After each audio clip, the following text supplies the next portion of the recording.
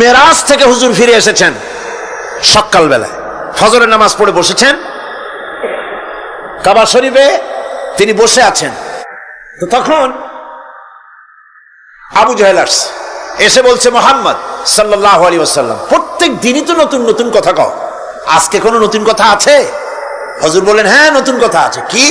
বলে এই তো শেষ রাত্রে জিবরাইল আসছিল, আমারে নিয়ে গেল বাইতুল মুকাদ্দাসে জেরুজালেমে গিয়ে নামাজ পড়লাম, ওইখান থেকে মহাকাশ পাড়ি দিলাম, 7 আকাশ পাড়ি দিলাম, সিদরাতুল মুনতাহা গেলাম, আরশে আজিম ভ্রমণ করলাম, আল্লাহর সাথে কথা কইলাম, জান্নাত জাহান্নাম দেখলাম, তারপরে আবার এই আয়েশা নামাজ পড়িয়া তোমাদের সাথে কথা বলতেছে। আবু জাহেল কয় যে খাইস, যাও মাথাটা একটু ভালো ছিল, এখন তাও সর্বনাশ হয়ে গেছে। কয় মুহাম্মদ সাল্লাল্লাহু আলাইহি ওয়াসাল্লাম তুমি যা বললা এই কথাটা আমি কি হুবহু মানুষের কাছে বলবো? হুজুর বলছেন অবশ্যই বলো গিয়ে। আবু জাহেল চিন্তা করলো দিস ইজ দ্য মোমেন্ট, এটাই হলো আসল সুযোগ পেয়ে গেছে মানুষকে বিভ্রান্ত করার জন্য। সবার আগে ছুটে চললো হযরত আবু বকর রাদিয়াল্লাহু তাআলা আনহুর বাড়িতে, যে বলছেন আবু বকর শুনেছো? বলে কি?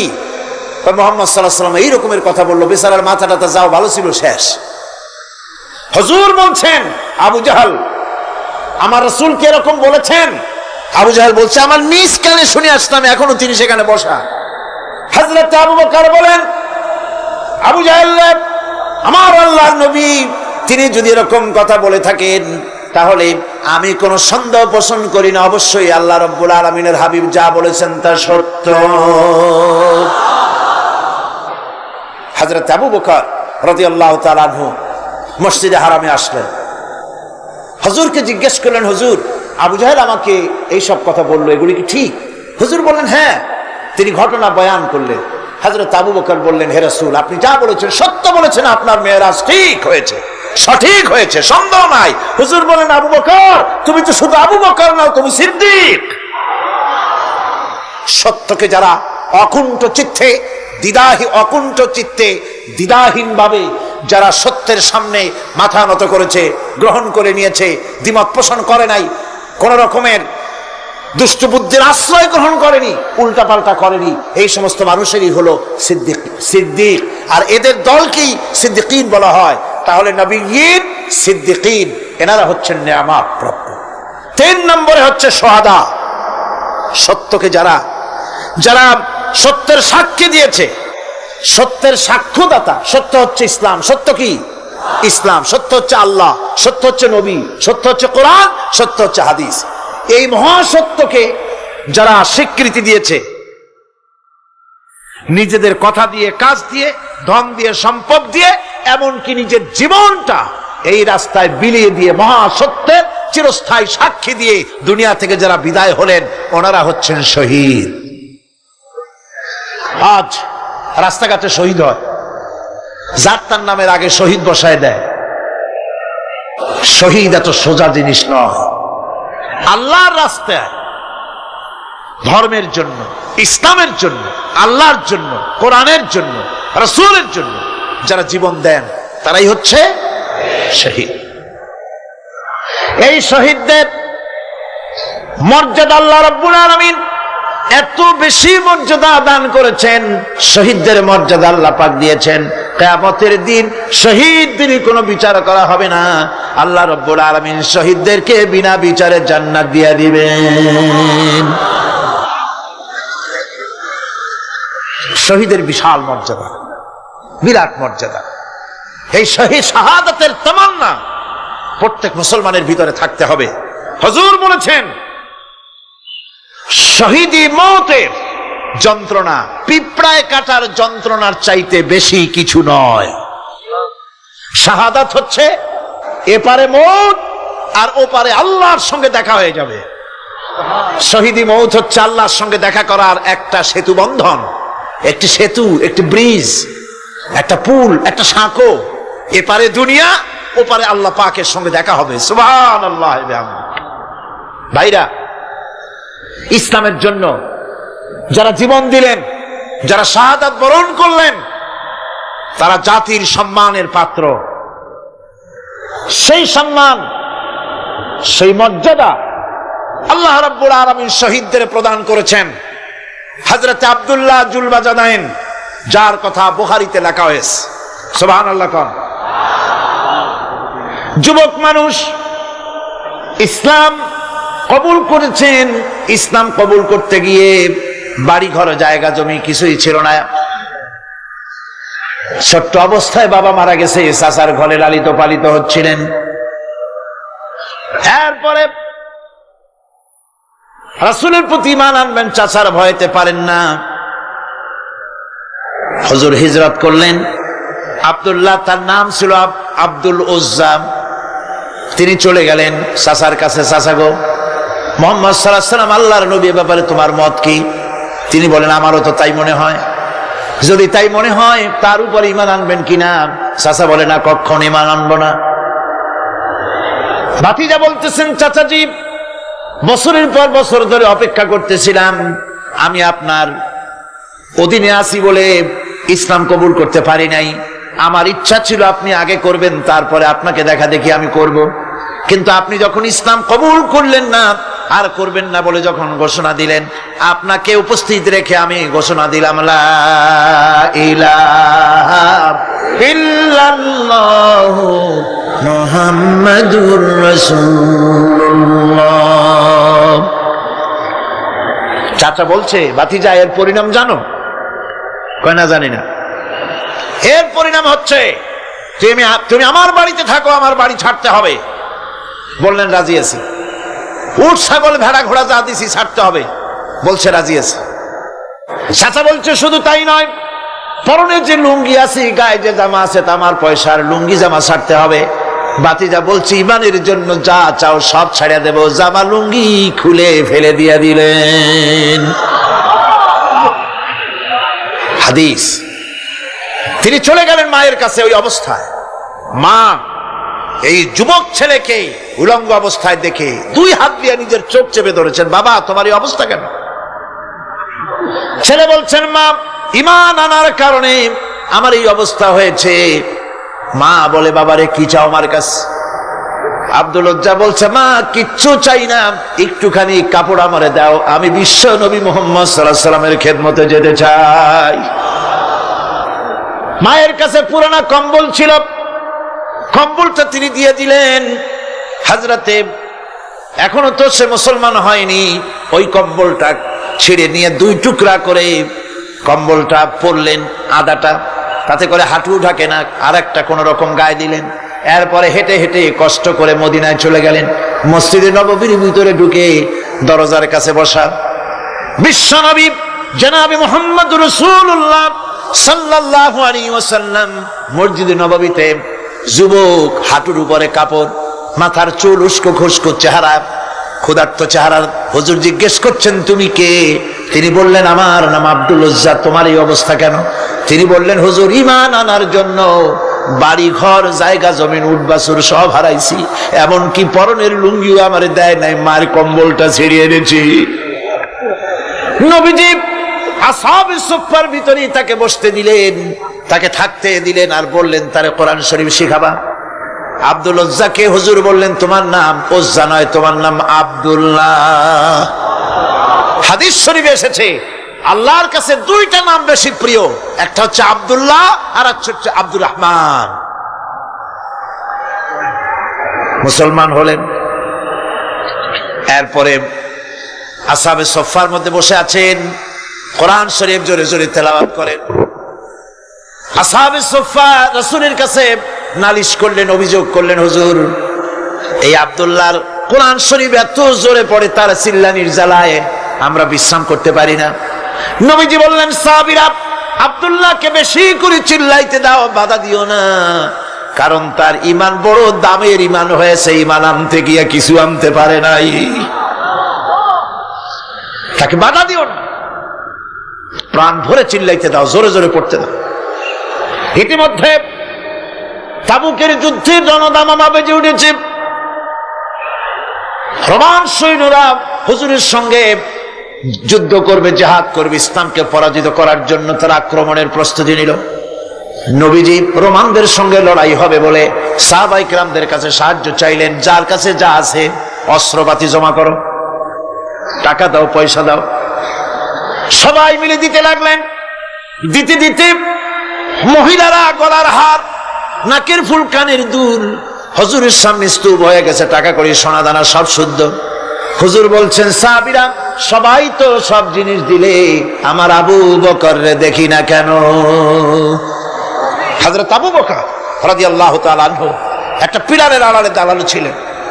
হুজুরের ডাক শুনে তিনি আসলেন, হাতে ছোট্ট একটা থলি, চোখে পানি। থলিটা হুজুরের হাতে তুলে দিলেন। হুজুর থলি ছাড়লেন, দেখা গেল কয়েকটা দিরহাম আর কয়েক কেজি গম, আর কিছু নেই। হুজুর তাকালেন, দেখছেন আবু বকর রাদিয়াল্লাহু তাআলা আনহুর চোখের পানিতে দাড়ি ভিজে ভিজে পড়তেছে।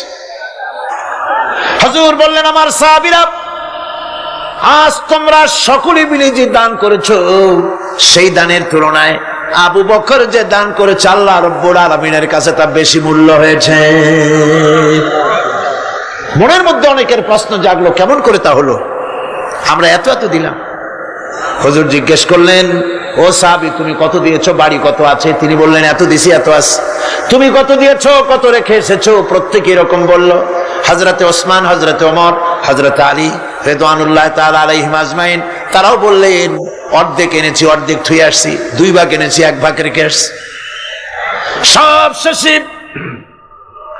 নবীজি হযরত আবু বকর রাদিয়াল্লাহু তাআলা আনহুকে প্রশ্ন করলেন, আবু বকর, তুমি কি এনেছো আর বাড়ি কি রেখে এসেছো? হযরত আবু বকর বলেন, ইয়া রাসূলুল্লাহ, ইয়া হাবিবাল্লাহ, আমার বাড়িতে জাগতিক সম্পদ বলতে যা বুঝায় সবটুকু এনে নবীজির কদম মোবারকে দান করে দিয়েছি। আবু বকরের ঘরে এখন আল্লাহ আর তার রাসূল ছাড়া কোনো জিনিস বাকি নাই, যা ছিল সব এনেছি। হুজুর জিহাদে রওনা হলেন 30,000 সৈন্য সাথে, 30 সহস্র সৈন্য নিয়ে নবীজি তাবুকের দিকে চললেন। পথের মধ্যে হযরত আব্দুল্লাহ এসে হুজুরের সামনে দাঁড়ায় গেছেন। আব্দুল্লাহ এসে বলেন, ইয়া রাসূলুল্লাহ, একটু দাঁড়ান। এই জিহাদে মেয়ে লোক, পুরুষেরা, সাহাবীরা সবাই প্রাণ ভরে দান করলো, কিন্তু আমি এমন এক বান্দা, আল্লাহর কিছুই দিতে পারলাম না। আমার তো দেওয়ার মতো কিছুই নাই হুজুর, আমার দেওয়ার মতো কিছুই নাই। তবে আমি আপনার কাছে দোয়া চাই, আপনি দোয়া করুন, আমি যেন এই যুদ্ধে, এই জিহাদের ময়দানে আমি যেন শহীদ হতে পারি। নবীজি বললেন, একটু বাকল নিয়ে আসো গাছের। একটা গাছের বাকল আনা হলো। এই বাকলটা হুজুর নিজ হাতে আব্দুল্লাহর হাতে বাঁধা দিলেন আর বললেন, রব্বুল আলামিন, আমি আব্দুল্লাহর রক্ত কাফেরদের জন্য হারাম করে দিলাম। হযরত আব্দুল্লাহ কেঁদে জারজার হয়ে যাচ্ছেন, বলছেন, ইয়া রাসূলুল্লাহ, আমি চাইলাম শহীদ হব, আর আপনি আমার রক্তকে কাফেরদের জন্য হারাম করে দিলেন। হুজুর বলেন, আব্দুল্লাহ রে, এখন যদি তোমার মৃত্যু জ্বরের ভিতরে হয়, আল্লাহ রাব্বুল আলামিন তোমারে শাহাদাত নসিব করে দিবেন। তাবুকের ময়দানে হুজুর চলে গেলেন। কয়েকদিন পরে খবর আসলো হুজুরের কাছে, আব্দুল্লাহ কয়েকদিন জ্বর ভোগ করে আব্দুল্লাহ মারা গিয়েছেন। হুজুর বললেন, তার জানাজার ব্যবস্থা করো, কাফন দাফনের ব্যবস্থা করো। ব্যবস্থা হয়ে গেল। রাতের বেলায় দাফন হবে। একজন লোক কবরের কাছে দাঁড়ায় টিম টিম করে একটা আলো নিয়ে দাঁড়ায় আছে, আর একজন লোক কবরের ভিতরে নেমেছেন। 2 ব্যক্তি লাশ 2 হাতে উঁচু করে নিয়ে আসতেছেন কবরের কাছে। যিনি কবরের ভিতরে দাঁড়ানো, তিনি বলতেছেন, লাশ বহন করে তোমরা যে 2 জন আনতেছো, লাশের সাথে খবরদার বেয়াদবি করো না, তোমাদের ভাইয়ের সঙ্গে আদব করো। এই বলে কবরের ভিতরে যিনি দাঁড়িয়েছিলেন, তিনি লাশটারে ধরলেন। কবরের ভিতরে দাঁড়ায় যিনি লাশ ধরেছেন, লাশকে কবরে শোয়াই দিয়েছেন, তিনি আর কেউ নন, তিনি বিশ্ব নবী মুহাম্মদুর রাসূলুল্লাহ। নিজের হাতে হযরত আব্দুল্লাহকে শোয়াই দিলেন। লাশ বহন করে যে 2 জন আনলেন, তার একজন হলেন হযরত আবু বকর, আর একজন হযরত ওমর রাদিয়াল্লাহু তাআলা আনহুমা। আর আলো নিয়ে যিনি দাঁড়িয়েছেন, টিম টিম করে জ্বলতেছেন, তিনি হযরত বেলাল।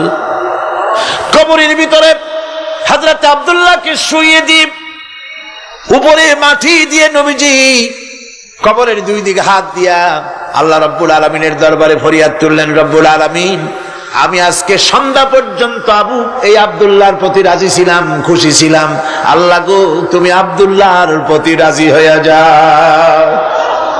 হযরত ইবনে মাসউদ রাদিয়াল্লাহু তাআলা আনহু পাশে দাঁড়ানো ছিলেন, চিৎকার দিয়ে কেঁদে কেঁদে বললেন, আয় আল্লাহ তাআলা, এই কবরের ভিতরে আজকে আব্দুল্লাহর লাশটা না হইয়া যদি আমার লাশ হতো, আমার ভাগ্যটা খুলে যেত। শহীদের মর্যাদা আল্লাহ পাকের কাছে সব থেকে বেশি। এই শহীদের পথ নিয়ামত প্রাপ্তদের পথ। যারা নিয়ামত পেয়েছে পৃথিবীতে, নবীজিন, সিদ্দিকিন, শুহাদা, এরাই হচ্ছেন নিয়ামত প্রাপ্ত। আল্লাহর রাস্তায় জীবন দেওয়ায় যে মজা, পৃথিবীতে আর কোনো কিছুতে সেই মজা নাই। হযরত ওমর রাদিয়াল্লাহু তাআলা আনহু দোয়া করতেন, আল্লাহুম্মা রযুকনি শাহাদাতান ফি সাবিলিক ওয়াজআল মাউতি ফি বালাদি রাসূলিক। আয় আল্লাহ, তুমি আমাকে শাহাদাতের মত আমাকে দান করো। শাহাদাতের তামান্না প্রত্যেকটি মুসলমানের ভেতরে থাকতে হবে। শহীদ হওয়া যাবে ইসলামের জন্য। সময় হয়তো আসতে পারে, হয়তো এমন সময় আসতে পারে যখন কোরআনের মর্যাদাকে টিকে রাখার জন্য, সুন্নতে নববীকে টিকে রাখার জন্য জান দেওয়া লাগতে পারে। তখন কি আপনারা জীবন দিতে পারবেন?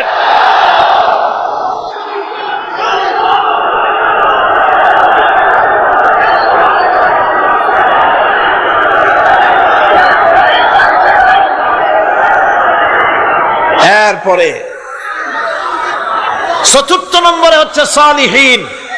চতুর্থ নম্বরে কি? সালিহিন। সালিহিন হচ্ছে জীবনের প্রত্যেকটি ক্ষেত্রে যারা একনিষ্ঠভাবে আল্লাহর বিধান পালন করেছেন, যারা পুণ্যের সাথে সুদৃঢ় থেকেছেন, যারা অটল থেকে পুণ্যের সাথে, হকের সাথে অটল থেকেছেন, কোন অবস্থাতেই ইসলামী আদর্শের বিরুদ্ধাচরণ করেনি, তারাই হচ্ছেন সালিহিন। ইসলামের আদর্শ ছাড়ে নাই, পরিত্যাগ করে নাই, জীবনের সবকিছুর বিনিময় এটাকে আঁকড়ে ধরে থেকেছেন, ইসলামী আদর্শের পরিপন্থী কিচ্ছু করেন নাই। এরা হচ্ছেন সালিহিন। কোন আলহামদুলিল্লাহ। আল্লাহর অনুগ্রহ প্রাপ্ত কয় শ্রেণী? 4 শ্রেণী। নবীজিন, সিদ্দিকিন, শুহাদা, সালিহিন। এই 4 শ্রেণীর লোকেরাই হচ্ছে নিয়ামত। আমরা বলেছি সিরাতাল্লাযীনা আন'আমতা আলাইহিম গায়রিল মাগদুবি আলাইহিম ওয়ালাদ-দাল্লিন। নিয়ামত প্রাপ্তদের পথ চাই, অনুগ্রহ প্রাপ্তদের পথ, আর অভিশপ্ত পথভ্রষ্টদের পথ আমরা চাই না, আমরা পরিহার করে চলবো। এটা একটু ওয়াদাও বটে। যারা অভিশপ্ত, যারা পথভ্রষ্ট, ওরা কারা? মাগদুব এবং দল্লিন। মাগদুব হচ্ছে অভিশপ্ত, দল্লিন হচ্ছে পথভ্রষ্ট। দুনিয়ার সমস্ত মুফাসসিরিন, মুহাদ্দিসিন সব একমত, মাগদুব হচ্ছে ইহুদিরা। মাগদুব কারা? বলেন না কারা? আর দল্লিন, অভিশপ্ত কারা? খ্রিস্টানেরা। বলেন কারা? একটুখানি জোরে সোরে দরুদ শরীফ পড়েন। সালাতুন ইয়া রাসূলুল্লাহ আলাইকুম, সালামুন ইয়া হাবিবাল্লাহ আলাইকুম। জোরে পড়েন।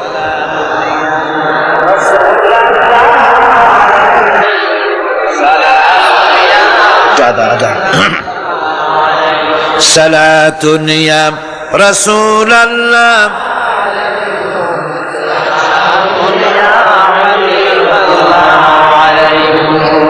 ভাইরা, ইহুদিদের অভিশপ্ত হওয়ার কারণটা কি? আল্লাহ রাব্বুল আলামিন বলেন, শোনো কারণ কি।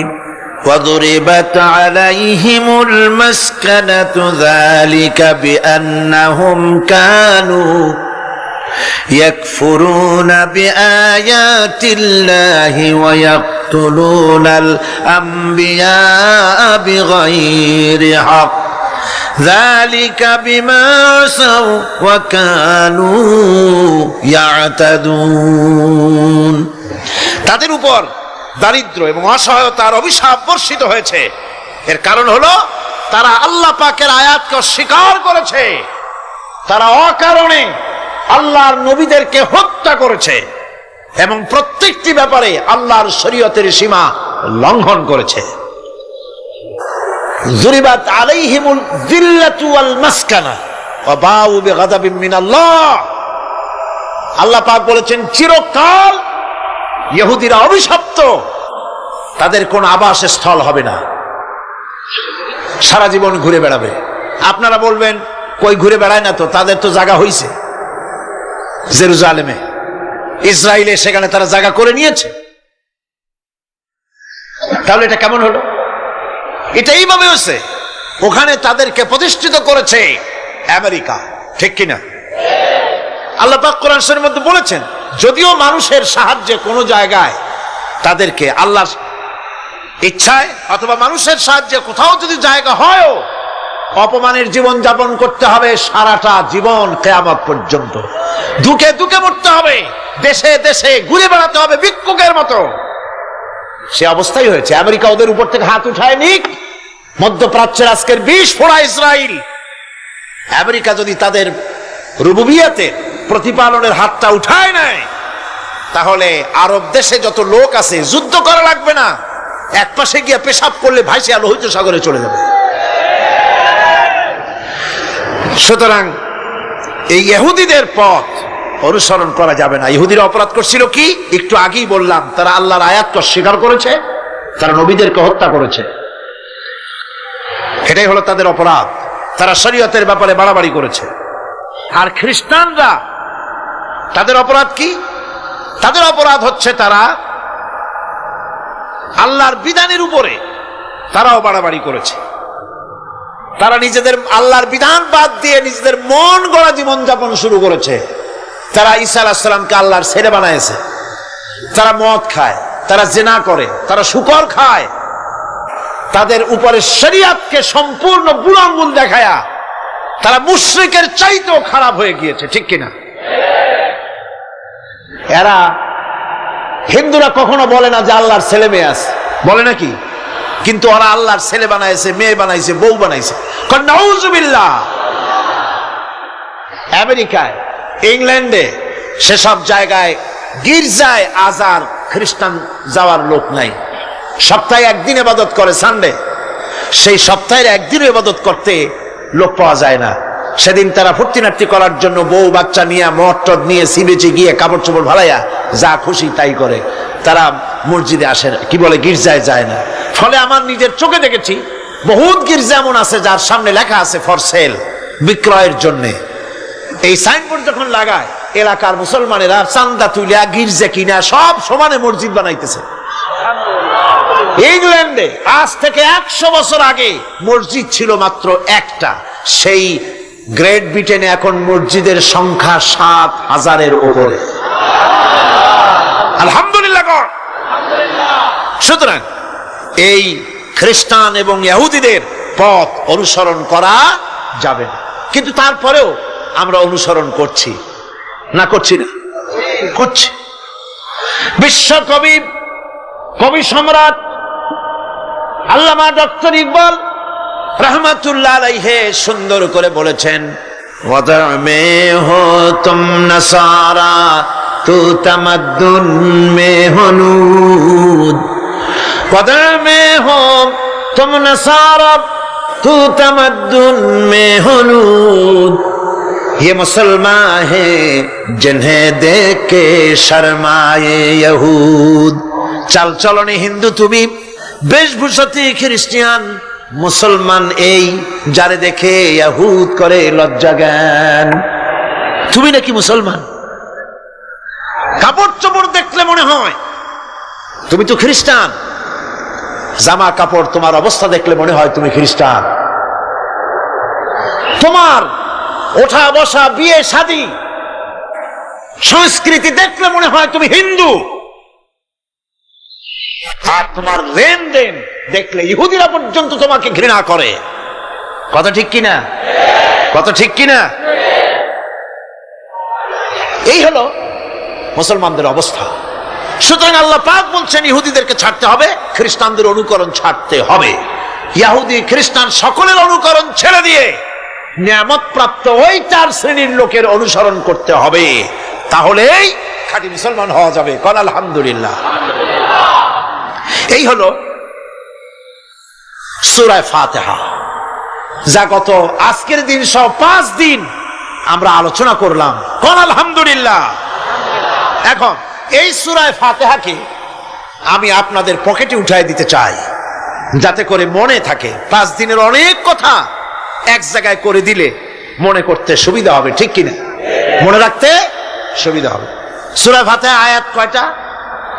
এই 7টি আয়াতের 7টি শিক্ষা আছে। সূরা ফাতিহার শিক্ষা 1, সকল প্রশংসা কেবলমাত্র হাদিস শরীফে এসেছে, ইদা মুদিহাল ফাসিকু ইহতাজ্জাতিল আরশ, যখন কোন ফাসিকের প্রশংসা করা হয়, যে ব্যক্তি নামাজ পড়ে না, রোজা করে না, দিন মানে না, ঈমান নাই, চরিত্র নাই, এমন লোককে যখন প্রশংসা করা হয়, আল্লাহ পাকের আরশ গোসায় থরথর করে কাঁপতে থাকে। সুতরাং সমস্ত প্রশংসা হবে কার? পার্লামেন্টে যখন বাজেট বক্তৃতা হলো, বাজেটের উপরে 39 ঘন্টা আলোচনার সুযোগ এলো। আমি দেখলাম প্রত্যেকেই আলোচনার সময় বলছেন, আমি স্মরণ করছি সহস্র বছরের অমুক, শ্রেষ্ঠ অমুক, আমার নেতা অমুক, এভাবে বলছে। প্রত্যেকেই দাঁড়িয়ে বলছে, আমি স্মরণ করি অমুক আর তমুক। আমি খুব চিন্তায় পড়ে গেলাম, আহারে, পৃথিবীর 2য় বৃহত্তম মুসলিম দেশ, আমার আল্লাহর নাম উঠছে না। আমি সময় পেলাম 25 মিনিট। তথ্য মন্ত্রণালয়ের কলিজা তো পুঁটি মাছের মতো বড়, সেই জন্য আমার বক্তব্য তারা দেয় নাই।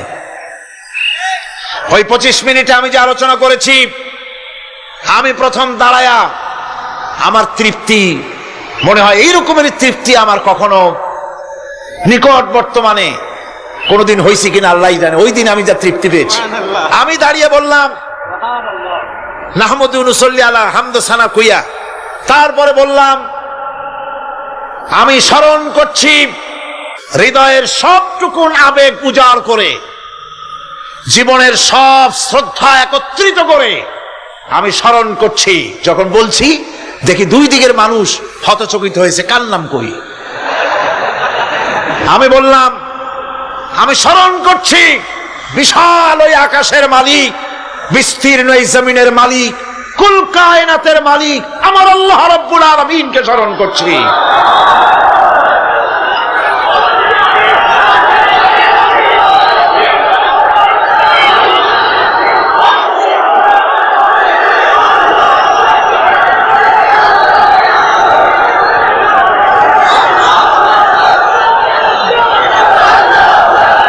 সুতরাং আমি দারুণ তৃপ্তি পেয়েছি।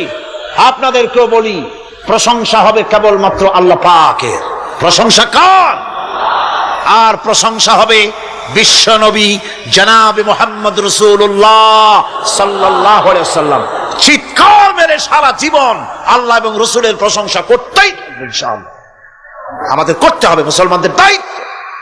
আর প্রশংসা করব যারা আমার রাসূলের, আল্লাহর হুকুম মানে আর আমার রাসূলের অনুকরণ যারা করে, তারা আমাদের সম্মানের পাত্র। আলহামদুলিল্লাহ। 2,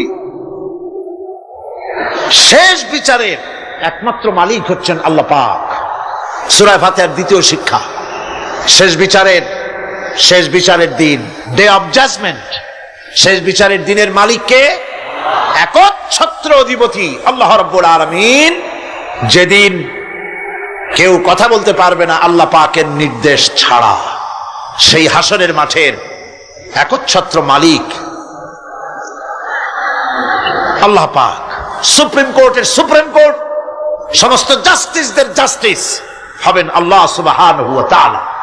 এটা হলো 2য় শিক্ষা, মনে রাখতে হবে। সেদিন আল্লাহ পাক তিনি বিচার করবেন, কঠিন বিচার হবে সেদিন, এটা মনে রাখতে হবে। 3 নম্বরের শিক্ষা হচ্ছে সূরা ফাতিহার শিক্ষা নাম্বার 3, জীবনের সকল ক্ষেত্রে গোলামি, আনুগত্য, দাসত্ব একমাত্র কেবলমাত্র শুধুমাত্র আল্লাহ রব্বুল আলামিনের। গোলামি কার হবে? চিল্লায় বলেন কার হবে? 3। 4 নম্বরে সাহায্য চাইতে হবে কেবলমাত্র কার কাছে? আল্লাহ পাকের কাছে। 5 হেদায়েতের গ্রন্থ হিসাবে গ্রহণ করতে হবে আল্লাহ পাকের কোরআনে কারীমকে। 6 অনুসরণ করতে হবে কেবলমাত্র নবীজিন, সিদ্দিকিন, শুহাদা, সালেহিনদেরকে। 7 জীবনের সকল স্তর থেকে ইহুদি এবং নাসারাদের প্রভাব মুক্ত করতে হবে নিজের জীবনকে। ইহুদি, নাসারা, আল্লাহ বিরোধী যারা মুশরিক, নাস্তিক, মুরতাদ, এ সবগুলি থেকে নিজেকে মুক্ত করতে হবে। গোলামি হবে কেবলমাত্র আল্লাহ পাকের। আর এইভাবে 7টি আয়াতের 7টি শিক্ষা আপনাদের সামনে পেশ করলাম। আল্লাহ রাব্বুল আলামিন এগুলি যেন মানার তৌফিক আমাদের দেন, আমরা বলি আমিন। আর জোরে বলেন আমিন। বন্ধুগণ, গায়রিল মাগদুবি আলাইহিম ওয়ালাদ-দাল্লিন আমরা পড়ি, ইহুদি এবং খ্রিস্টানের পথ অনুসরণ করব না বলি, কিন্তু এই তো 1 জানুয়ারি আসতেছে। 1 জানুয়ারি 1997 সন 31 ডিসেম্বর রাত 12টা 1 মিনিটের সময় বাংলাদেশের শহর সমূহে বাজি পোড়ানো শুরু হয়। কথা ঠিক কিনা? আমি জিজ্ঞেস করতে চাই, এটা কি খ্রিস্টানের দেশ? জোরে বলেন, এটা কি খ্রিস্টানের দেশ? অবশ্য আমাদের দেশে খ্রিস্টান, হিন্দু, বৌদ্ধ যারা আছে তারাও আমাদের নাগরিক, সন্দেহ নাই। কিন্তু এই দেশ হচ্ছে পৃথিবীর 2য় বৃহত্তম মুসলিম দেশ। খ্রিস্টানেরা নববর্ষ উদযাপনের জন্য বাজি পোড়া, ফুর্তি করুক, যা বললে তাই